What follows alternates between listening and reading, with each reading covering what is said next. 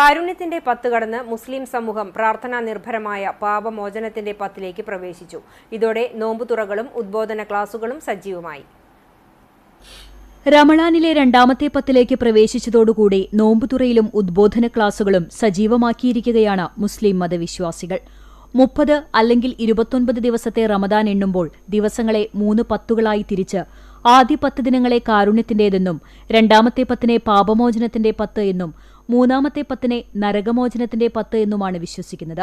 ഇതിനായി ഓരോ 10ലും പ്രത്യേകം പ്രാർത്ഥനയും പ്രവാചകചര്യയായി പഠിപ്പിച്ചിട്ടുണ്ട്.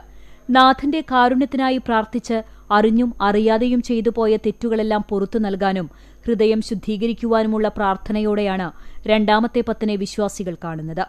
ഇസ്ലാമിക ചരിത്രത്തിലെ ബദർ യുദ്ധം, മക്ക വിജയം എന്നിവയുടെ ഓർമ്മ ദിനങ്ങൾ കൂടിയാണ് രണ്ടാമത്തെ 10. ചരിത്രത്തിന്റെ വഴിത്തിരിവായ ബദർ യുദ്ധം നടന്നത് റമളാൻ 17-നാണ്. അംഗബലത്തിൽ കുറഞ്ഞവർ ദൈവവിശ്വാസത്തിന്റെ കരുത്തിൽ വിജയം നേടിയതാണ് ബദർ യുദ്ധം. ഈ ദിനത്തെ അനുസ്മരിച്ച് അന്നേ ദിവസം പള്ളികളിൽ പ്രത്യേക പ്രാർത്ഥനകളും നോമ്പുതുറയും അന്നദാനവും സംഘടിപ്പിക്കാറുണ്ട്.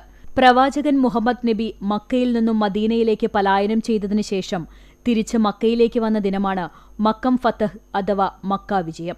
ഇത് റമളാൻ 20-നാണ്. ഖുർആൻ പാരായണം ചെയ്തും പ്രാർത്ഥന നടത്തിയും റമളാനിന്റെ രാപ്പകലുകളെ സജീവമാക്കുന്നതിനോടൊപ്പം ദാനധർമ്മങ്ങൾ ചെയ്യലും നോമ്പുതുറകളിൽ ഏർപ്പെടുന്നതും പ്രത്യേകം പുണ്യമാണ്. ഇതിന്റെ ഭാഗമായി വീടുകളിലും പള്ളികളിലും വിവിധ സംഘടനകളുടെ നേതൃത്വത്തിലും നോമ്പുതുറകളും ഉദ്ബോധന ക്ലാസുകളും സംഘടിപ്പിച്ചു വരുന്നുണ്ട്. മന്നലാംകുന്ന് അൽ ഹിക്മ സലഫി മസ്ജിദിന്റെ നേതൃത്വത്തിൽ നടത്തിയ ഉദ്ബോധന ക്ലാസിൽ ഹാരിസ് ആറ്റൂർ കുടുംബത്തോടെ സ്വർഗത്തിലേക്ക് എന്ന വിഷയത്തിൽ ക്ലാസ് എടുത്തു. പിന്നീട് നടത്തിയ നോമ്പുതുറയിലും നിരവധി പേർ പങ്കെടുത്തു.